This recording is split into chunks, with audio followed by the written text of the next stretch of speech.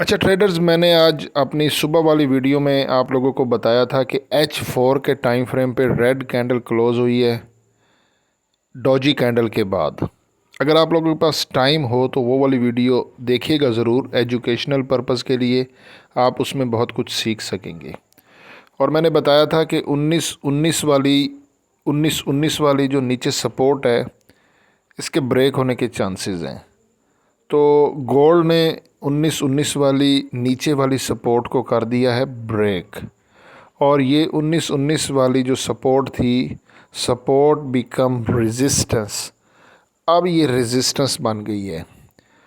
अब आपने क्या करना है कि जैसे ही मार्केट 1919 के करीब आए, यहाँ से सेल, और 1913 के करीब प्रॉफिट बुक कर ले। स्कैल्पिंग जोन आपको बता रहा हूँ, 1919 से सेल और 1913 पे प्रॉफिट बुक, बाय ना कीजिएगा। और जैसा कि मैं आपको लोगों को बताता रहता हूँ कि पहली ट्रेड कम एंट्री पे लें।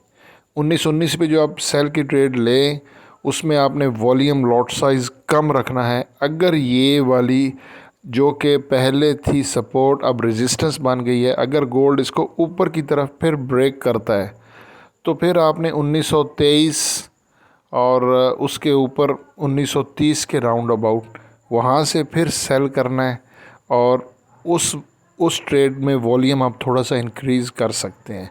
जो 1919 से आपने सेल करना है ना, यहाँ पे आपने वॉल्यूम और लॉट साइज़ कम रखना है।